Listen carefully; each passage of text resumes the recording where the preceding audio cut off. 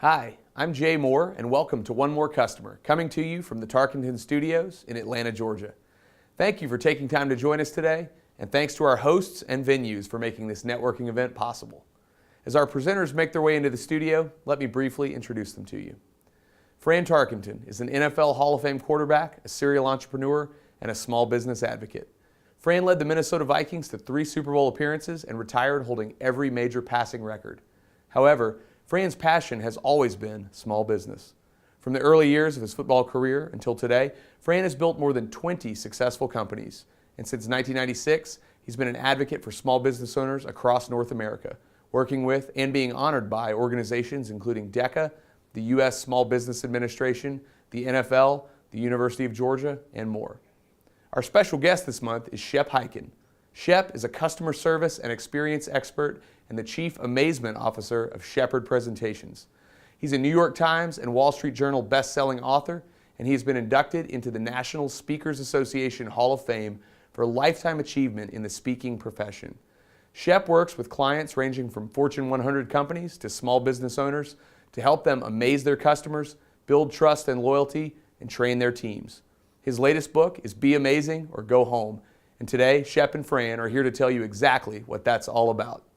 Now that you know Fran and our special guest, let's get started. We hope you enjoy this session of One More Customer.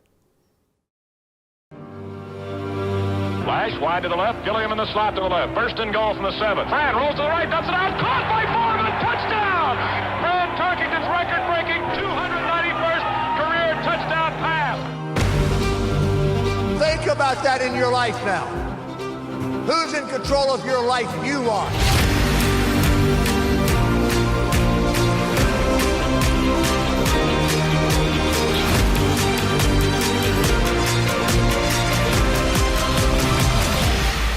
Hi, I'm Fran Tarkenton, and we're really glad to have you with us. And we're here to help make you smarter, give you more information, more knowledge so that you can do your business even better. And today, as you know, we're going to talk to Shep Hyken. He is the guru of gurus about customer service. And Shep, I don't think, by the way, welcome. We're glad to have you. Great to be back, man. And our people are going to love what you have to say because it's the ultimate qualification of having success in business is being able to provide great customer service. But that customer service is not just for the people that spend money with us, but it's our own people that work with us internally. Yep. You know, what made Vince Lombardi a great coach back then and today, you people may hear the name Nick Saban and Kirby Smart and Belichick at New England. And as sometimes we think that they don't have much personality, but they really do understand how to get the people in that locker room to do the essentially things to be successful as individuals and as a team and help them win games. And you're talking the same thing about It's just business. a different game. It's a different game of a business.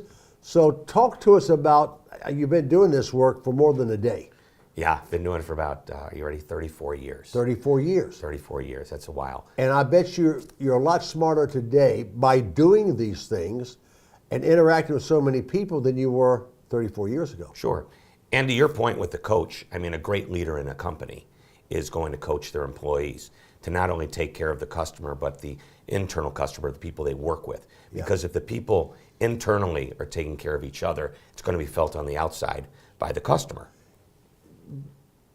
Get a little deeper there because that's so important. Yep. We think we hire people off the street or whatever, and they're our employees. Right. So And just like trying out for a football team. Yeah, but they're your partners. They are. You know, you're going out and you're looking for the best players, the best talent. You're going to recruit them to your team. You're going to get them in. You're going to teach them the system. You're going to teach them the culture. You know, the Lombardi culture of showing up early. In what was it, 15 minutes early? If you're 10 minutes, Vince Lombardi. Yep. When he was coaching, one of the great coaches ever, Vince Lombardi always said to his people, if you're 10 minutes early, you're 10 minutes late. Right. We need to show up on time to be able to get your job done in a professional way. Right, and that's part of the culture of when you're being coached by Lombardi. As a matter of fact, if you go to the stadium in Green Bay, there's a clock. and it's always set ahead of schedule. Sure. And people who don't know, they go, why is that clock wrong? It's not wrong. It's Lombardi right. So anyway, a leader defines what the culture is going to be and then communicates it and then trains people to it. And by the way, the same as a football team recruits their best players, you recruit your best employees as well to come and work that system. And if your system is about delivering amazing customer service, well, then that's what we do. You know. You've written a book. Yes. And a few of them. That's the last one. And be amazing or go home. Yep. And there's the book, Be Amazing or Going Home. How did you come up with the title of Be Amazing or Go Home? Well, I hope my former assistant isn't watching this because it's about her. Funny story. She kept showing up late to work. And after about a week, I said, this is a habit we need to break. Hence the idea that being amazing, delivering great service is about good habits, just like any other business, sure. Any other game you're playing. And she was showing up late, so I talked to her. I said, you can't do that. Try to get in here on time. And then the second time, she said, I leave a little bit earlier every day. I said, you need to stop leaving a little earlier every day, leave a lot earlier, and we're talking about leaving home earlier yes. to get to work. And I said, leave a lot earlier, and when you realize you're here 30 minutes early, then start inching your way up to when you want to be here. And by the way, we open at 8 o'clock. That doesn't mean you come running in at 8 o'clock going, I'm here, now I got to turn on the computer, I got to go get my coffee, I got to go take my coat off, and by the time you sit down and you're ready to go to work, it's about 8:30, 8:45. That's just the way we're. By the way, I jokingly say she showed up late every day, but she made up for it by leaving early. But seriously, the third time we sat down, I said, this is a real issue. You represent me. You're my assistant. I mean, everybody else is watching you and how I'm going to treat this. So what's her mantra here at Shepherd Presentations? And she said, to always be amazing. It's on her wall. And I said, do you think showing up late every day is amazing behavior? And she said, no. And I said, you've got to be amazing or go home. Wow. And she smiled and she said, that's a great title for a book. You should write that down. So I did, and it took 2 years, but I finally finished the book. It's the simple things in football that make teams work. It's the simple things in business that make things work. And this is not insignificant about the whole notion of being on time. And, and it also, it's about credibility, is it not? Because I feel if you can show up on time or show up early, ready to work, I can trust you. Yeah, it's symptomatic of so many other things if you let somebody down. By the way, showing up late, in my mind, is blatant disrespect for the people you work with, the people you're meeting. Even if you're 2 minutes late, late is late in my mind. But you're right. I think people, if they show up on time, if they are predictable in nature. By the way, I say being amazing in business as it applies to service is creating a better than average experience, a better than expected experience, even though it could be just this much better all of the time. So it's consistent. When there's consistency, there's predictability. When there's predictability, you create confidence. Confidence leads to trust. And trust means I like doing business with you. So it starts with your own employees and your own team, and then it goes to the customer. And the customer has got to be treated with the greatest respect and the greatest service. And even if the customer yells and screams at me, I got to smile back at them. Sometimes will tell you the customer, well, first of all, the customer's not always right, but to your point, they're always the customer. Yes. So let them be wrong with dignity and respect until they cross a line. If they cross the line and are hurting the morale of my people, if they're disrespectful to my people, unreasonable to my people, I can get by the way, you got to go a long way to get there. But still, Right. I understand. That makes sense. You fire the customer. Yeah. You've got to let them know. By the way, you call a customer up and you say, you know what, it's been nice knowing you. This isn't the way we work here. You've treated one of my people very poorly, and we just can't do business that way.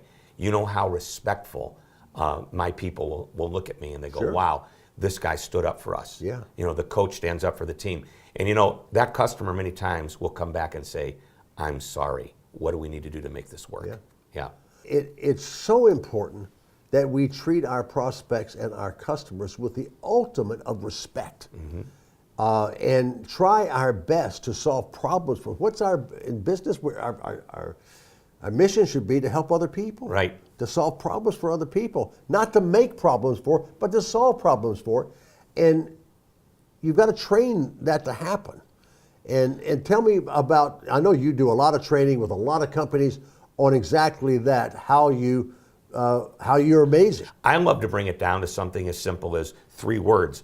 Always be amazing, which is our mantra. But the Ritz-Carlton, for example, 9 words. We're ladies and gentlemen serving ladies and gentlemen. Horst Schultz, who was the first president of Ritz-Carlton years ago when they became a chain rather than the small boutique hotel group, said, let's put this together. By the way, that is the title of a term paper he wrote in high school when he was about 15 years old.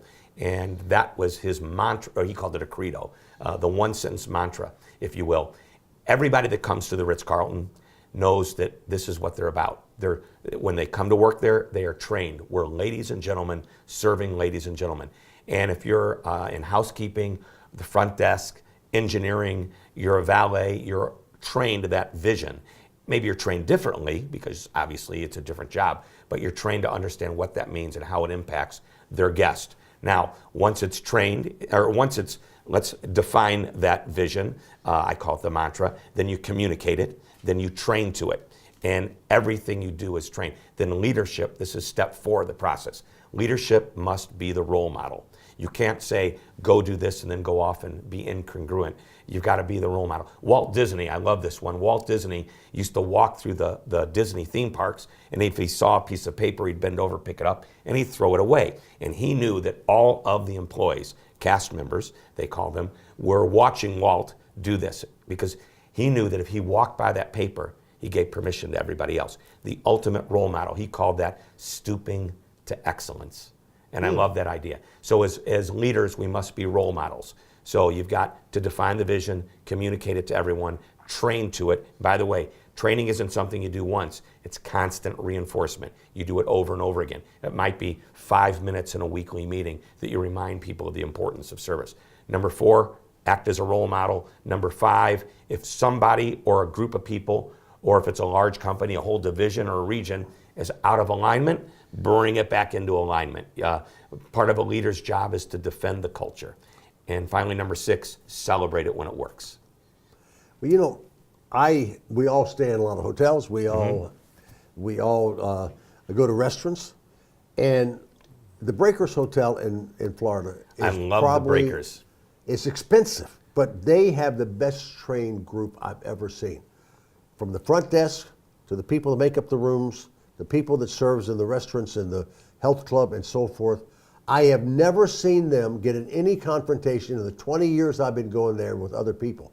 I've seen them attacked by a customer at the front desk, yelling and screaming about something, overcharged, undercharged, or something that was really an issue or a non-issue. And these people behind that desk, I never saw them lose their cool. I've seen them. It's poetry. I've never seen them yell back. They sat there, think, yes, sir, we'll try to address that, and yes, ma'am, no, ma'am. It's amazing, but I know I know them so well, they train. And as part of their culture is that they're going to treat the customer or anybody they come in contact with great respect. Right. Once again, the customer's not always right, but they're always the customer. And part of somebody's job when there's a confrontation is to not just fix the problem. If you come to me with a problem and all I do is fix it, well, that's one thing. But what if I can restore your confidence, especially if you're upset and angry about it? Yeah. There's techniques that we're trained to do to calm that anger, to get the conversation back under control. And remember, every time you have a confrontation with a customer, the job is not to just resolve the issue, it's to restore the confidence. Yeah. And that's what these people do. And if they do it right, you walk away going, wow, they're so good. I know and I like to use the word always. They're always friendly, they're always nice, they're always helpful. And I can always count on them, even when there's a problem. They'll always take care of me. But I would imagine, like at the breakers there, when they're yelling and screaming at this person over there, and it may be a person that's been on the job for 6 weeks or 6 months or 6 years, and if I meet that with anger, all I do is make the anger worse. And by the way, one line sums this up. You're not trying to win an argument. You're trying to win the customer. When all of us were younger, when I was younger, too many times I would want to win the argument and make my point, defend my point, and I lost. Whether I won I might have won the argument, I lost the war. Oh, I know. Yeah. And so more birthdays have helped me understand to keep my ego under check as much as I can and control it so I don't alienate people with trying to put gasoline into the fire that's already there because they feel they have been mistreated. Right. For the longest time, when people come to work with you, maybe they're just out of college, or maybe they come to work with you and they're new to your company, they gain knowledge. Yes. Knowledge is the first step toward the next level, which is wisdom. Yeah. And those birthdays have given you wisdom. Anybody that's with something long enough and perfects it, hones it, grows it, enhances it, improves it over time, it's not because they were just smart at the beginning. They gained the wisdom they needed to make that happen. And I think the best customer service people, it's innate. Some of them are just born with it. You can teach people to do it, but the best ones, after they practice it over and over again, hence the concept of be amazing or go home, it's customer service habits that create confidence with everyone. It's all about a habit. And how do you get better at a habit? Do it over and over again. Sure. Till it's not a habit anymore, it's just natural. And it's so important and I think not talked about near enough. We hire people, oh, you're smart, you're attractive, you're this, you're that, you're a hard worker, that's all good. But if you mess with the customer and you cannot go and be amazing with that customer and be courteous, then your business is going to have a hard time making it. Right. Let's talk about that word amazing for a moment. We keep using it. Amazing isn't like over the top, blow me away, this is the most incredible service I've ever had in my life. Yeah. No, amazing is all about just being a little better, as I mentioned this before, a little bit better than average, a little bit better than what's expected. You know, so many companies out there have lowered the bar on what service is. I mean, we all know what good service is. We've dealt with great companies. We've dealt with the richest department stores, the Zappos, the Nordstrom type businesses, the Amazons. So we know what a good experience is. And when other companies promise a great customer service experience, our expectation is based on these rock star companies. And the goal is for this company to just say, hey, what do I need to do to be amazing? I need to be consistent and predictable about giving them an experience that they expect, if not even just a little bit more than they expect. But again, consistency, that's the key. Amazon, you mentioned Yep, Amazon, love Amazon. and they are an amazing company. And my wife she uses Amazon to buy everything. And so she sent a gift to a relative to the address that she thought was the real address, but they had moved away from that address. So the gift never got to her relative. And so she calls up Amazon and said, I don't know whether you can do anything about this or not, but this is what happened. They're They happy did. to do something about it. They got the new address and sent another product to the new address and didn't worry about the products that probably someone just took it and used it themselves and never asked a question. That's what it's about. Right. They're amazing. And I ordered something from them. It wasn't a very expensive piece of equipment, inexpensive microphone type thing. And I got it, didn't do what it was supposed to do. Now, I order thousands of dollars a year from Amazon. So what do my assistant, she calls Amazon, she gets, by the way, usually you do this via email. We have a phone number. You can find the phone number if you look for it on the website. She called up, she explained the problem. They looked, they said, you know what, just keep it. Really? You don't want us to send it back? Nah, don't worry about it. They know it probably isn't worth me sending it back. It was a small item, but they know I'm a good customer. They're not going to upset me and say, no, we can't take it back. You've opened up this piece of electronics. We can't do anything with it. No, they said, just keep it. All right. By the way, if I made a habit of that, I bet they wouldn't be so quick to do that because they're smart about it. Be amazing is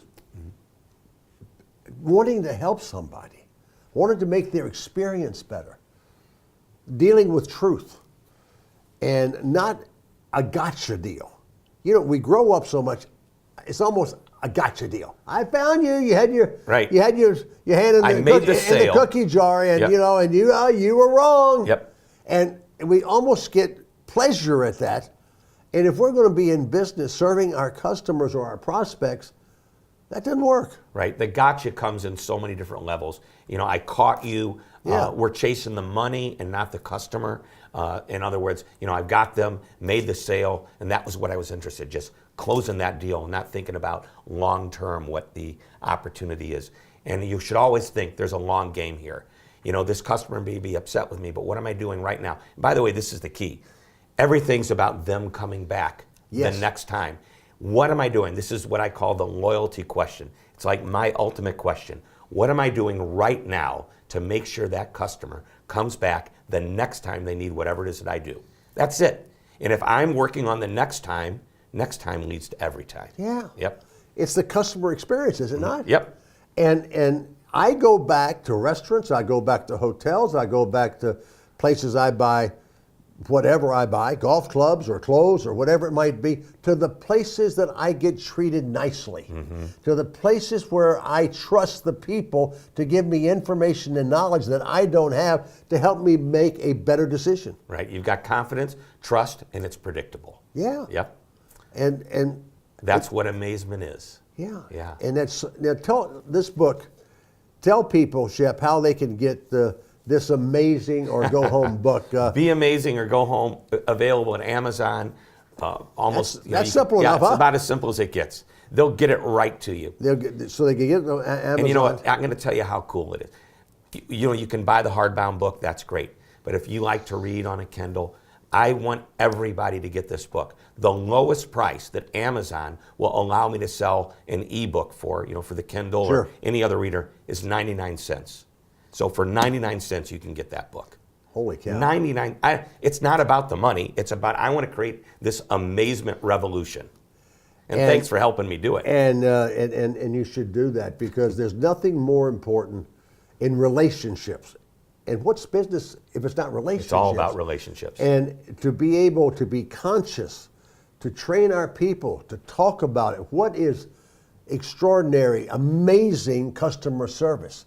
And if I give that amazing customer service, then I'm going to have that customer come back. And the essence of a business, you cannot make it if you've got to have new customers every day. Right. You've got to have repeat customers, and you're not going to get repeat customers if their experience is not an amazing experience. And think about it this way. An amazing experience is your best marketing. Customer service and customer experience is your best marketing, because people go out and they tell others. And that's what you need. Word of mouth is the best marketing you're ever going to get. Shep, you have a website. I'm sure they can go to your website. Just my name, Hyken.com, Hyken. Hyken.com. Yep. And here's the book, Be Amazing or Go Home. Thanks for joining us. Thank you, Thanks, Shep. Fran. Thank you so much for joining us. We want to be amazing to you and bring you great information and great knowledge, as we did with Shep today. And you're sitting there with some of my business partners, and talk to them and ask them what kind of work they're doing and what we're doing to help small business entrepreneurs. We're so glad you joined us, and we invite you to join us again next month.